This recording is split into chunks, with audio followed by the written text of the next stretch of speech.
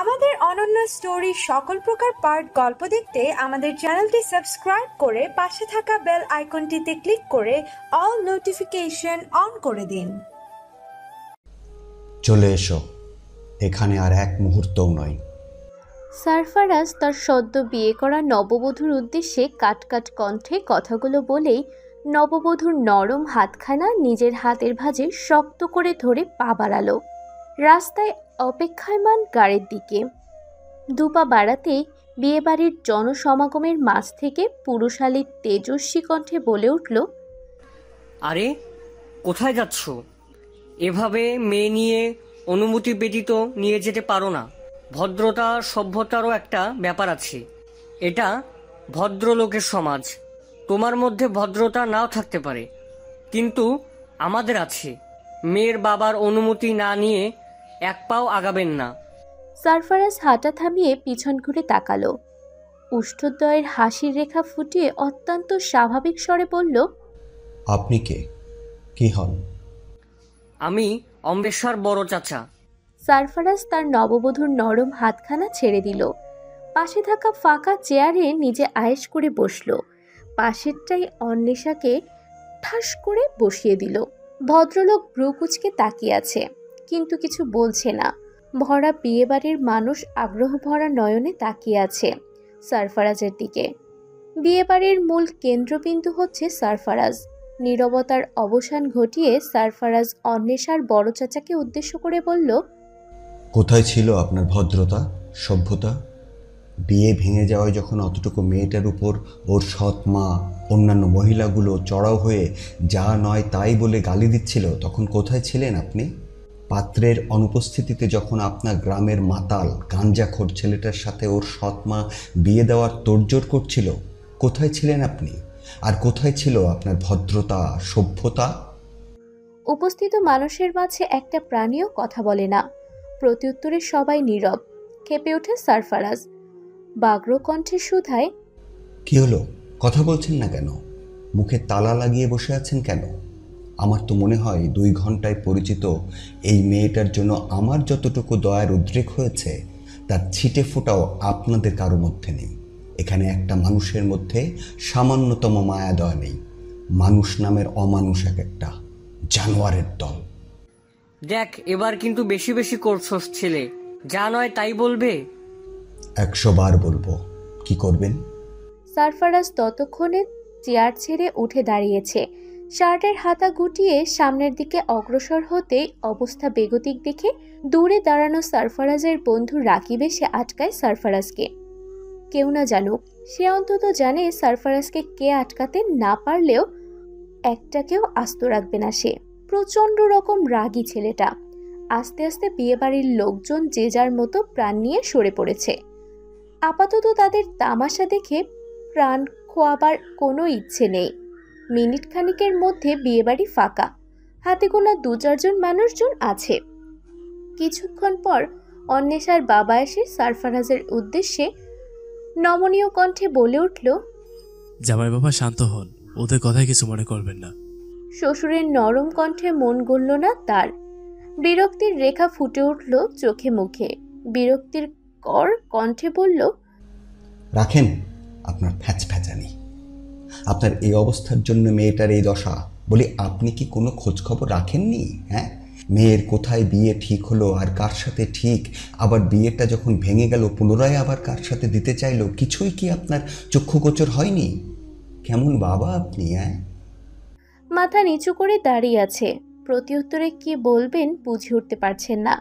সারফারাজ পুনরায় বলল, আমি এখন আমার বউকে নিয়ে চলে যেতে চাই। কেউ যদি আটকানোর দুঃসাহস করে গলা থেকে মাথা বিচ্ছিন্ন করে দেব। আমার বউয়ের সাথে এ বাড়ির একটি প্রাণীও যেন যোগাযোগ করার চেষ্টা না করে।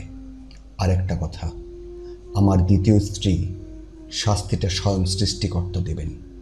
আল্লাহ ছাড় দেয় কিন্তু ছেড়ে দেয় না। মাহারা মেয়েটার সাথে যে ঘৃণ্য অন্যায় করতে যাচ্ছিলেন, আল্লাহর উপর আস্থা রাখছি এর বিচার তিনি করবেন। সারফারাজ অন্বেষাকে এক প্রকার টেনে নিয়ে বাড়ি থেকে বেরিয়ে গেল। পেছনে রেখে গেল কতগুলো মানুষরূপী অমানুষ। রাকিব নীরব দর্শকের মতো সবটা দেখছিল। সে ভাবতেও পারেনি ফ্রেন্ড সার্কেলের মধ্যে সবচেয়ে কঠিন হৃদয়ের ছেলেটার মধ্যে এতটা দয়া লুকিয়ে থাকতে পারে। কত অনুরোধ করে ছেলের আকিকায় নিমন্ত্রণ করে এনেছিল সারফারাজকে। তার নিমন্ত্রণ রাখা করতে এসেই কি বিপদে পড়ল ছেলেটা। কখনো বিয়ে করবে বলে পণ করা ছেলেটাও আজ বিয়ে হয়ে গেল। দীর্ঘশ্বাস বেরিয়ে এলো বুক চিরে। প্রাণপ্রিয় বন্ধুর সামনে নিজের অবস্থান খুব নিচে নেমে গেল, এমনটাই মনে হচ্ছে রাকিবের। সারফরাজ, আমি কি তোর সাথে যাব? না, দরকার নেই। তোর এখন তৃণা আর বাবুর কাছে থাকা উচিত। আমার জন্য চিন্তা করতে হবে না। বললেই হলো, চিন্তা করতে হবে না? চিন্তা এসে যায় রে ভাই, বাড়িতে জানিয়েছিস? সময় পেলাম কোথায়? তাও ঠিক, তোরা ক্লান্ত। আমি বড় রাস্তা পর্যন্ত এগিয়ে দিয়ে আসি। সমস্যা নেই, আমি পারবো। তুই বাসায় যা। সারফারাজ গাড়িতে উঠে পড়েছে। পাশে দাঁড়ানো অন্বেষাকে উদ্দেশ্য করে বলল, তোমাকে কি নিমন্ত্রণ করে উঠাতে হবে? উঠে এসো। অন্বেষা ঠায় দাঁড়িয়ে তখনও। সে প্রয়োজনে কয়েকবার মাইক্রোবাসে উঠেছে, কিন্তু তখনও তো ড্রাইভার দরজা খুলে দিয়েছে। কিন্তু এসব প্রাইভেট কারে চড়ার অভ্যাস নেই, সাথে দরজাটাও খুলতে পারছে না। সারফারাজ গাড়ি থেকে নেমে রাগী স্বরে বলল, এটুকুও পারো না? তবে পারো কি মেয়ে, ফ্যাচ ফ্যাচ করে কাঁদতে? সারফারাজ গাড়ির দরজা খুলে দিয়ে বলল, যাও, উঠে বসো। অন্বেষা বাধ্য মেয়ের মতো উঠে বসল। সারফারাজ সামনে ড্রাইভিং সিটে গিয়ে গাড়ি স্টার্ট দিবে, এমন সময় আবারও রাকিবের আগমন। সারফারাজ অবাক কণ্ঠে বলল, কিরে, যাসনি এখনো?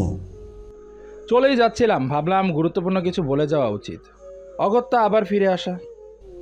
দয়া করে আপনার গুরুত্বপূর্ণ কথাগুলো বলে আমাকে উদ্ধার করেন। এমনিতেই তোদের এদিকটা রাস্তা ভালো না।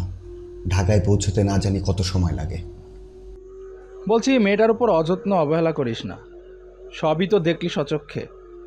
অন্তত ওর সাথে আত্মীয়দের মতো আচরণ করিস না। এই চিনলি আমাকে? সারফারাজ কখনো দায়িত্ব অবহেলা করে না রে। ইনশাল্লাহ দায়িত্ব পালনে কোনো হেরফের হবে না। নিশ্চিন্তে বাড়ি যা। আমি জানি তুই কেমন, তবুও পরিস্থিতি এখন পুরাই হাতের বাইরে। মেয়েটার অভিভাবক এখন তুই, দেখে রাখিস। আমি যাই তাহলে। আচ্ছা যা। আসসালামু আলাইকুম। আল্লাহ হাফেজ। ওয়ালাইকুম আসসালাম, আল্লাহ হাফেজ। রাকিব বাড়ির পথে পা বাড়িয়েছে। অতঃপর সারফারাজ গাড়ির ইঞ্জিন স্টার্ট দিল। সন্ধ্যা লগ্ন পার হয়ে রাত্রি নেমে এসেছে ধরণীতে। সফেদ রঙা প্রাইভেট কারটি ভেতরে বহু লাঞ্ছনা গঞ্জনা অবহেলা অনাদর সহ্য করা মেয়েটা যাচ্ছে তার অনাকাঙ্ক্ষিতভাবে বিয়ে হওয়া স্বামীর সাথে এক অনিশ্চিত ভবিষ্যতের দিকে। গ্রামের আধভাঙা রাস্তায় গাড়িতে থাকা মানুষগুলোর জীবন তেজপাতা হয়ে যায়। একের পর এক ধকল সহ্য করে অন্বেষার শরীর আর চলছে না। দৃষ্টি নিভে আসছে। একটানা ঘুম হলে ভালো লাগতো। হঠাৎই গাড়ির চাকা ছোট্ট একটা গর্তে পড়েছে। বেশ ঝাঁকুনি খেয়েছে অন্বেষা, ফলে তার পেটের সব যেন বেরিয়ে আসতে চাইছে। বমি করতে পারলে ভালো হতো। সারাটা সময় জড় বস্তুর মতো চুপ থাকা অন্বেষা সামনের মানুষটির উদ্দেশ্যে নিভু গলায় বলল, শুনছেন, গাড়িটা একটু থামাবেন, আমার বমি আসছে। অন্বেষার কণ্ঠস্বর সারফারাজের কর্ণকুহরে ঠিক সদ্য জন্মানো বিড়ালের বাচ্চার মতো চেউ চেউ আওয়াজের মতো লাগলো। এক সাইডে গাড়ি থামিয়ে পিছনে ফিরে অন্বেষার উদ্দেশ্যে বলল, কি হয়েছে? বমি পাচ্ছে। বিরক্তিতে কপাল কুঁচকে গেল সারফারাজের। শুরু হয়ে গেল তার জীবনেও মেয়ে মানুষের ফ্যাচফ্যাচানি। এজন্যই বিয়ে করতে চাইছিল না। প্রয়োজন সমাধা করে বোনের ফোনে একটা টেক্সট পাঠিয়ে সারফারাজ আবারও গাড়ি স্টার্ট দিল। চলল নির্দিষ্ট গন্তব্যে। সারফারাজের ভার্সিটির ফ্রেন্ড রাকিব আর তৃণা। বেস্ট ফ্রেন্ড বলা চলে। ভালোবেসে বিয়ে করেছিল রাকিব তৃণা। বিয়ের প্রায় 3 বছর পর কোল আলো করে ছেলে সন্তানের জন্ম। প্রাণপ্রিয় দুই বন্ধুর অনুরোধে ঢাকা থেকে ফুলতলি গ্রামে ছুটে আসতে হয় সারফারাজের। কিন্তু সেখানে তার জন্য ভয়াবহ বিপদ অপেক্ষা করছিল কে জানত। কলিং বেল চাপতেই সাথে সাথে ওপাশ থেকে দরজা খুলে দিল সারফারাজের বাসার হেল্পিং হ্যান্ড হাসুর মা। 50 পৌর মহিলা ওদের দেখেই নীরস বললেন, এসে পড়েছো বাবজান? এদিকে বিশাল কাণ্ড ঘটে গেছে। তোমার মায়ের অবস্থা তো ভালো না বাপজান। সারফারাজের কপালে মৃদু চিন্তার ভাঁজ ফুটে উঠল। তার পাশে ক্লান্ত দুর্বল অন্বেষা। তাকে দেখে মনে হচ্ছে যেন জোর করিয়ে দাঁড় করে রাখা হয়েছে। সারফারাজ বলল, খালা, আগে ঢুকতে তো দেন, এসেছি তো, শুনবো সব কথা। দাঁত দিয়ে হালকা জিভ কাটলেন হাসুর মা। অর্থাৎ বিরাট ভুল হয়ে গেছে। দ্রুত সদর দরজা থেকে সরে দাঁড়ালেন। একপাশে দাঁড়িয়ে কৌতূহলী দৃষ্টিতে অন্বেষাকে দেখছেন তিনি। মা কোথায় খালা? আফাই তো তেনার রুমে। ছোট মা যখনই খবর দিল আপনার বিয়ে, শুনেই তার প্রেশারের হাই হয়ে গেছে। খানিকক্ষণ চিৎকার চেঁচামেচি করেছে। অবস্থা বেগতিক দেখে বড় মা প্রেশারের ঔষধ আর ঘুমের ওষুধ খাওয়াই দিয়েছে। তাহলে মা এখন ঘুমিয়েছে? হ বাপজান। সাইফাও কি ঘুমিয়ে পড়েছে? ঘুমানোর কি সুযোগ আছে ভাইয়া, বল। পেছন থেকে সাইমা বলে উঠল, সাথে সাইফা। দুবোন এগিয়ে আসলো ড্রয়িং রুমে। সারফারাজ ওদের দেখে বলল, ওকে নিয়ে যা, তোদের মধ্যে যার পোশাক ওর গায়ে হয় ফ্রেশ করে পরিয়ে দে, বেশ ধকল গেছে। সাইফা টিপনি কেটে বলল, বুঝেছি, আমরা কি কিছু বুঝি না? তোদের সাথে তর্কে জড়ানোর ইচ্ছে নেই রে বিচ্ছুরা, নিয়ে যা ওকে। সাইফা অন্বেষার কাছে এসে আগ্রহ ভরা দৃষ্টিতে তাকে দেখছে। বিব্রত বোধ করছে অন্বেষা, কিন্তু কিছু বলতে পারছে না মেয়েটা। অন্বেষার বিব্রতকর অবস্থা হয়তো সারফারাজ বুঝলো। বোনদের উদ্দেশ্যে বলল, পরে দেখিস, পালিয়ে যাচ্ছে না, এখন ফ্রেশ হওয়া দরকার। সাইমা অবাক কণ্ঠে বলল, ভাইয়া, এই হুড়পুরিকে কোথায় থেকে ধরে এনেছো? রূপের আগুনে আমি নিজেই তো ঝলসে যাচ্ছি মনে হচ্ছে। এই জন্যই কি এত তাড়াহুড়ো করে না জানিয়ে বিয়ে করে ফেললে? ধমকে উঠল সারফারাজ বলল, তখন থেকে ফালতু বকছিস এক একটা, কানের নিচে দেবো এক একটা। বলেছি না ওকে নিয়ে যা, পরে বলবো সব। সাইফা তৎক্ষণাৎ অন্বেষাকে নিয়ে তাদের রুমের উদ্দেশ্যে পা বাড়ালো। বাঘের সামনে থাকার ইচ্ছে নেই তাদের। অতি কৌতূহলে ভুলেই গেছিল তার ভাইয়াটা আস্ত এক বদমেজাজি গোছের মানুষ। সারফারাজ পাশে দাঁড়ানো হাসুরমার উদ্দেশ্যে ক্লান্ত গলায় শুধালো, খালা, খাবার কিছু আছে? হ বাপজান, আমি গরম করে রাখতেছি, তুমি বউরে নিয়ে আসো। সারফারাজ রুমে যাওয়ার উদ্দেশ্যে পা বাড়ালো। কি যেন মনে পড়তে আবার ফিরে এলো। ততক্ষণে হাসুর মাও কিচেনে যাওয়ার জন্য পা বাড়িয়েছিল। সারফারাজকে আবার ফিরে আসতে দেখে শুধায়, কিছু লাগবো বাপ? সারফারাজ স্মিত হেসে প্রত্যুত্তরে বলল, মাঝরাত্রে খুব কষ্ট দিলাম খালা। কি যে কও না বাপ, তুমি সাইফা সবাই আমার সন্তান তুল্য। তোমাগো সেবা কইরা ওই শান্তি পাই। এই কথা কইও না।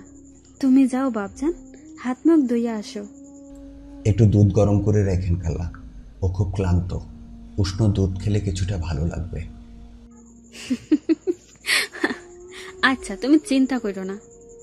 অতঃপর সারফারাজ নিশ্চিন্তে রুমের উদ্দেশ্যে পা বাড়ায়। সাময়িকভাবে চিন্তা গেলেও ওর মস্তিষ্কে স্থায়ী চিন্তা থেকেই যায়। মাকে কি বলবে সে? অন্য আত্মীয় স্বজনের ধার সে ধারে না, কিন্তু মাকে ভীষণ ভালোবাসে। তার এহেন কাণ্ডে যদি কষ্ট পান তিনি, তবে ক্লান্ত মস্তিষ্ক আর কিছু ভাবতে পারল না। যা হয় ভালোই হয়, এই বলে মনকে বুঝ দিল সারফারাজ। আল্লাহ আছেন তো, এত দুশ্চিন্তা কিসের? অন্যদিকে সাইফা অন্বেষাকে রুমে নিয়ে রীতিমতো প্রশ্নের ঝড় তুলেছে। দুবোনের অবুঝপনা কাণ্ডে ক্লান্ত অন্বেষার অবস্থা নাজেহাল। না কিছু বলতে পারছে, না পারছে ক্লান্ত শরীরে এত ধকল সইতে। দুই বোনের উদ্দেশ্যে ঋণঋণে কণ্ঠে অন্বেষা কোনো রকম বলল, শরীর খুব খারাপ লাগছে আপু। আপনাদের ভাইয়ার থেকে সবকিছু জেনে নিয়েন আপুরা, প্রচন্ড মাথা ধরেছে। এটুকু বেশ ভয় নিয়েই বলেছে অন্বেষা। যদি রাগ করে বসে? অন্বেষাকে অবাক করে দিয়ে সাইফা বলল, ঠিক বলেছেন মিষ্টি ভাবি, ভাইয়ার থেকেই জানা যাবে। হুদয় আপনাকে প্যারা দিলাম, রাগ করেননি তো? বাই দা ওয়ে, আপনাকে মিষ্টি ভাবে বলে সম্বোধন করতে পারি? মিষ্টি দেখতে দুটো মেয়ের এত স্বাভাবিক ব্যবহার অন্বেষাকে আবেগী করে তুলছে। চোখ যুগল ছলছল করে উঠল। মিষ্টি হেসে ক্লান্ত গলায় প্রত্যুত্তরে বলল, রাগ করবো কেন আপুরা? রাগ তো আপনাদের করার কথা। সম্বোধনটা খুব সুন্দর। এত সুন্দর সম্বোধন পাওয়ার যোগ্যতা আদৌ আমার আছে? খুব ভালো লেগেছে। সাইফা বলল, আব্বু মারা গিয়েছে আজ 5 বছরের বেশি। এরপর থেকে কখনো ভাইয়া আমাদের কোনো অভাব রাখেনি, অভিযোগ করার সামান্যতম চেষ্টাটুকুও দেয়নি। ভাইয়া কম বাবার দায়িত্ব পালন করেছেন মানুষটা। সেই মানুষটার কোনো সিদ্ধান্ত অসম্মতি জানানোর কোনো প্রশ্নই আসে না। আমরা জানি ভাইয়া কখনো নিজের জন্য বেমানান খারাপ কিছু বেছে নেবেন না। সেখানে সে হাসুর মা থেকে শুরু করে আমাদের জন্য পর্যন্ত বেস্ট জিনিস বাছাই করেন। সেখানে নিজের জীবন সঙ্গী নিশ্চয় যাকে তাকে বানাবেন না। পেছন থেকে সাইমাও সম্মতি জানিয়ে বলে উঠল, একদম ঠিক বলেছিস সাফু। প্রথমবার কোনো কথা ঠিকঠাক বলতে পারলি, সবই আমার ক্রেডিট। ধন্যবাদ জানাবি মেয়ে। ফুঁসে উঠল সাইফার রাগী স্বরে বলল, রাখ তোর ক্রেডিট। ফাজিল মেয়ে, কই জামা এনেছিস? দেরি হলো, ভাইয়া বকবে পরে। সাইমা বাম হাতে ধরা একটা সুতি সুতার অসম্ভব সুন্দর কারুকার্য খচিত সালোয়ার কামিজের সেট সাইফার উদ্দেশ্যে বাড়িয়ে দেয়, বলল, দেখ তো এটা কেমন, ভাবির জন্য চলবে? চলবে কি, দৌড়াবে। জামাটা অন্বেষার হাতে দিয়ে সাইফা পুনরায় বলল, মিষ্টি ভাবি, ওই দিকটাই ওয়াশরুম, যান গিয়ে ফ্রেশ হয়ে আসুন। কিছু লাগলে ছোট একটা ডাক দিলেই আমরা হাজির হব। অন্বেষা বাধ্য মেয়ের মতো ঘাড় নাড়িয়ে সায় জানালো। তারপর কলের পুতুলের মতো ওয়াশরুমে ঢুকলো ফ্রেশ হতে। রাতে খাওয়া শেষে সারফারাজ ঘুমানোর উদ্দেশ্যে রুমে এসে, যদিও আর 1.5 ঘন্টা পরেই ফজরের আজান দিবে।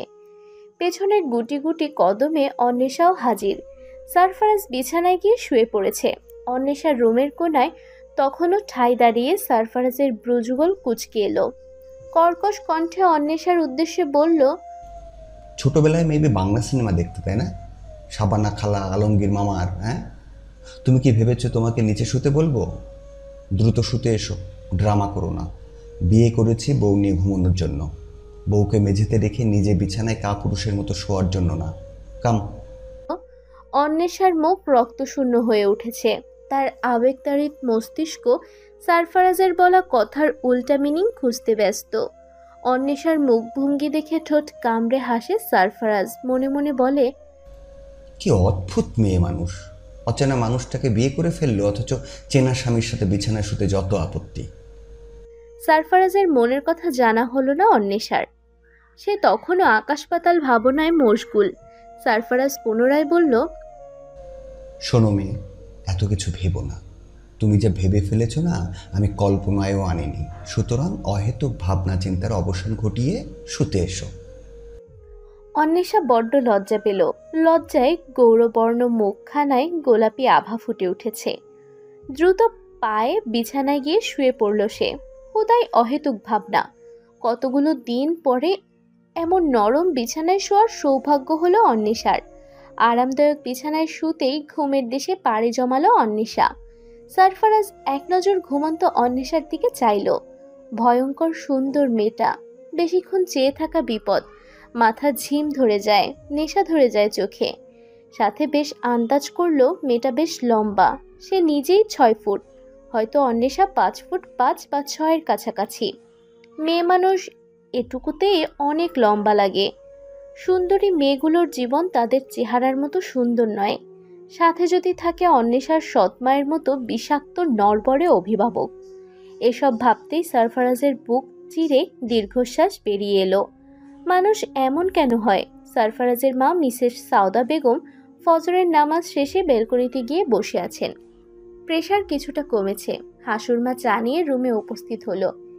এ সময়টা মিসেস সাউদা আর হাসুরমা একসাথে বসে চা খায় আর সকালে স্নিগ্ধরূপ উপভোগ করে। বেশ সখ্যতা দুজনের মধ্যে। গৃহ পরিচারিকার সাথে বাড়ির কর্ত্রীর এমন সম্পর্কই হওয়া উচিত, যদিও তা বর্তমান সমাজে নেই বললেই চলে। মিসেস সাউদা বলেন, আজ চা খেতে মন চাইছে না হাসুরমা, ভালো লাগছে না কিছুই। সারফারাজ উঠেছে? না আফা। সে কি নামাজ পড়াটাও ভুলে গেল? বাপজান ঘুমাতে গেছে 4টার দিকে, হয়তো রুমের মধ্যেই পড়ছে, নতুবা উঠবার পারে নাই। তোমার কি মনে হয় না হাসুরমা, সারফরাজ যা করেছে অন্যায় করেছে? আফা, বাপজানরে আমার থইকা আপনি ভালো চেনেন, জানেন। যতটুকু বুঝবার পারছি, সে জেনে শুনি অন্যায় করবে না। সেখানে আপনার কষ্ট সে কিভাবে দিবে? সে আসুক, সবটা জানেন, শোনেন, তারপর বিচার করেন। আগের থেকে খারাপ কিছু ভাববেন না আফা। লন, চা খান। মিসেস সাউদা চা নিলেন, বিষণ্ণ মনে চুমুক দিলেন চায়ে। সূর্যের আলোয় দিবালোকে আধর কেটে ফকফকে দিন শুরু হচ্ছে, কিন্তু মিসেস সাউদার মনের খচখচ ভাব আর আধার কোনোটাই দূর হচ্ছে না। সময় যাচ্ছে আর তিনি তত অস্থির হয়ে উঠছেন। বড় হয়ে গেছো, এখন মায়ের মতামতের প্রয়োজন পড়ে না। বাপ তো কবেই গত হয়েছে, নিজে নিজে সব সিদ্ধান্ত নিতে শিখে গেছো। এই দিন দেখার জন্য এত যত্ন করে লালন পালন করেছিলাম তোমায়, একটাবার মাকে জানানোর প্রয়োজন মনে করলে না? একাধারে এতগুলো কথা বলে মিসেস সাউদা বেগম কিছুক্ষণ থেমে একটু বড় করে নিঃশ্বাস নিলেন। পুনরায় ছেলের উদ্দেশ্যে আবার বলা শুরু করলেন, আজকের দিনে তোমার বাবা বেঁচে থাকলে কতটা কষ্ট পেত জানো? ভালোই হয়েছে মানুষটা আগে ভাগে চলে গেছে, ছেলে মেয়েদের তামাশা দেখার জন্য রেখে গেছে আমাকে। হয় তোমার বউ নিয়ে বাড়ি থেকে বেরিয়ে যাবে, নতুবা ওই মেয়েকে বাড়ি থেকে বের করে দেবে। অচেনা কোনো মেয়েকে আমি আমার বাড়ির বউ হিসাবে মানব না, এ হতে পারে না। শুনেছ তুমি? শুনেছি। এখন তোমার সিদ্ধান্ত জানাবে আমাকে। কেমন সিদ্ধান্তে তুমি খুশি হবে? ছেলের পাল্টা প্রশ্নে থতমত খেয়ে গেলেন সাউদা বেগম। প্রত্যুত্তরে বলল, মানে কি বলতে চাও তুমি? কি বলার বাকি রেখেছো তুমি মা? কিছু না বুঝে না শুনে নিজের মতামত জানিয়ে দিলে, আবার আমার সিদ্ধান্ত জানতে চাইছো। হ্যাঁ, তাই আমিও বললাম কেমন সিদ্ধান্তে তুমি খুশি হবে। তার মানে অচেনা ওই মেয়েটার সাথেই তুমি সংসার করবে? একবারও বলেছি সে কথা? তাহলে? রাকিব, ত্রিনাথ ছেলে রাকিকায় গিয়েছিলাম ফুলতলি গ্রামে। তুমি জানোই তো, দুপুরে খাওয়া দাওয়ার পর্ব সেরে বাড়ি ফিরে আসছিলাম, সাথে রাকিবও ছিল। ওদের বাড়ি থেকে মিনিট 5 পরে অন্বেষার বাবার বাড়ি। বিয়ে বাড়ি থেকে সানাইয়ের আওয়াজের পরিবর্তে ভাঙচুরের আওয়াজ আসছিল। কি হয়েছে জানতে বেশ কৌতূহল নিয়ে ও বাড়িতে প্রবেশ করলাম। তুমি বিশ্বাস করতে পারবে না মা, অন্বেষার সৎ মা ওকে ওনার পায়ের জুতো দিয়ে 2 গালে 2টো থাপ্পড় বসিয়ে দিয়েছে। ততক্ষণে কেউ আটকানোর চেষ্টাও করছে না। আশেপাশের মহিলারাও মেয়েটাকে যা নয় তাই বলে গালি দিচ্ছিল। এক কোনায় অবলার মতো পড়ে আছে অন্বেষার বাবা। তার দ্বিতীয় স্ত্রী যে তার মেয়েটার সাথে জানোয়ারের মতো আচরণ করছে, সে ব্যাপারে কোনো খোঁজ খবর রাখেনি ভদ্রলোক। এসব দেখে বরাবরের মতো আমার মাথা গরম হয়ে গেল। ভদ্রলোককে জানানোর পরেও তার কোনো প্রতিক্রিয়া দেখা গেল না। তারপর আমি গিয়ে মহিলার হাত থেকে অন্বেষাকে উদ্ধার করলাম। আমাকে যা নয় তাই বলে গালিগালাজ করলো। মন চাইছিল কষে 2-1টা থাপ্পড় লাগিয়ে দিই, কিন্তু আমার শিক্ষা এমন কাজে আমাকে বাধা দিল। কিছুক্ষণ পর দেখলাম গ্রামের মেম্বারের গাঁজাখোর মাতাল ছেলেকে নিয়ে এসেছে অন্বেষার সাথে বিয়ে দেওয়ার জন্য। কারণ যার সাথে বিয়ে ঠিক হয়েছিল তারা বিয়ে নাকচ করে দিয়েছে, আসবে না। গাঞ্জাখোরটা মাতালের মতো ঢুলছিল তখনও। ভাবো একবার তুমি মা, আমি আর রাকিব ঘৃণ্য কাজে বাধা দিই। এতে অন্বেষার সৎমা সহ অনেকেই ফুঁসে ওঠে। বাগবিতণ্ডার এক পর্যায়ে বলে, এত যেহেতু দরদ তাহলে তুমিই বিয়ে করো। এক প্রকার সিনেম্যাটিকভাবে বিয়েটা হয়ে গেল মা। সারফরাজের দীর্ঘ বক্তব্য মনোযোগ সহকারে শুনলেন মিসেস সাউদা। তারপর বললেন, ওই গ্রামে কোনো পুলিশ বা প্রশাসন ক্ষমতা নেই, কুরবানির গরু তোমাকেই কেন হতে হলো? রাকিব পুলিশে ফোন দিয়েছিল। ওখানকার যে ওসি, তিনি অন্বেষার বাবার ছোটবেলার বন্ধু। তিনি আমাকে আলাদা করে অনুরোধ করলেন বিয়েটা করতে। মেয়েটা ভালো ছিল না ও বাড়িতে। মা, সৎ মানে তো ভালো, তাহলে ওই মহিলা এত নিষ্ঠুর কেন? অন্যের মেয়েকে নিজের মেয়ের মতো জানলে খুব কি ক্ষতি হয়? সবার বুদ্ধি জ্ঞান সমান হয় না সারফরাজ। বিবেক বর্জিত মানুষ অমানুষের কাতারে পড়ে। এখন বলো, তুমি কি ওই মেয়ের সাথে সংসার করতে চাও? তোমার জীবন, তোমার সিদ্ধান্ত, আমি আর কিছু বলবো না। অজানা একটা মেয়ের সাথে মানিয়ে নিতে পারবে? বিয়েটা হওয়ার পরে মনে মনে সিদ্ধান্ত নিয়েছিলাম ঢাকায় ফিরলে অন্বেষার কোনো একটা ব্যবস্থা করে দেব। এভাবে কি হয় নাকি? কিন্তু সিদ্ধান্ত বদলে ফেলেছি। যেভাবেই হোক বিয়েটা তো হয়েছে, সংসার করব। একটা অবহেলিত মেয়েকে যদি স্থায়ী ঠিকানা দিতে পারি, খুব কি খারাপ হয়ে যাবে মা? ছেলের কাতর কণ্ঠে পিঠে কঠিন কথা বলতে পারতেন না মিসেস সাউদা। মনের মধ্যে যে ক্ষোভ ছিল ক্রমেই তা নিভে আসছে। সারফারাজের কথায় সায় জানিয়ে বললেন, হয় না বাবা, তাহলে ডাকো। আমার একমাত্র ছেলের বউকে দেখবো নাকি? ডাকো। সারফারাজ হাফ ছেড়ে বাঁচল যেন। লম্বা শ্বাস নিল সে। শেষমেশ মাকে বোঝানো গেল। ভাবতেই পারেনি সারফারাজ তার মা এত সহজে সবকিছু মেনে নিবে। মায়ের উদ্দেশ্যে বলল, আমি সাইমাকে বলছি ওকে নিয়ে আসতে, তুমি বসো। সারফারাজ মায়ের রুম ত্যাগ করে বোনদের রুমের উদ্দেশ্যে পা বাড়ালো। সাইফা সাইমার সাথে অল্প সময়ের মধ্যে ভাব না হলেও একটু সহজ হয়েছে অন্বেষা। আগের মতো ততটা জড়তা নেই। সময় গেলে হয়তো ঠিকঠাক হবে। 3 রমণী গল্পে মশগুল। তার মধ্যে অন্বেষা শুধু মনোযোগী শ্রোতার ন্যায় দুবোনের বকবকানি শুনছে, কিছু বলছে না সে। এমন সময় সারফারাজের আগমন। দরজার সম্মুখ থেকেই তার উদ্দেশ্য করে বলল, মা ডেকেছেন অন্বেষাকে, নিয়ে আয়। ভাইয়ের কথায় দুবোন মাথা নাড়িয়ে সম্মতি জানালো, অর্থাৎ তারা নিয়ে আসছে। সারফারাজ আবারও মায়ের রুমের উদ্দেশ্যে বেরিয়ে পড়ল। মায়ের সাথে কত কথা বাকি। অন্বেষা শাশুড়ি মায়ের রুমে ঢোকার আগেই লম্বা করে সালাম দিল দরজার সম্মুখ থেকে। আসসালামু আলাইকুম ওয়া রাহমাতুল্লাহি ওয়া বারাকাতুহু। সাউদা বেগম উত্তর দিলেন, ওয়ালাইকুম আসসালাম ওয়া রাহমাতুল্লাহি ওয়া বারাকাতুহু। ভেতরে এসো। অন্বেষার দুপাশে দেহরক্ষীর ন্যায় সাইমা সাইফা দাঁড়ানো। মায়ের অনুমতি পেয়ে অন্বেষাকে নিয়ে রুমে ঢুকলো। ওনার রুমে এক্সট্রা কোনো সোফা নেই। রুমের এক কোণায় 2টি বেতের মোড়া রাখা। সাইফা তার একটা নিয়ে অন্বেষার দিকে বাড়িয়ে দিল, বলল, বসুন ভাবি। অন্বেষা সাথে সাথে বসলো না। সে শাশুড়ি মায়ের অনুমতির অপেক্ষা করছে।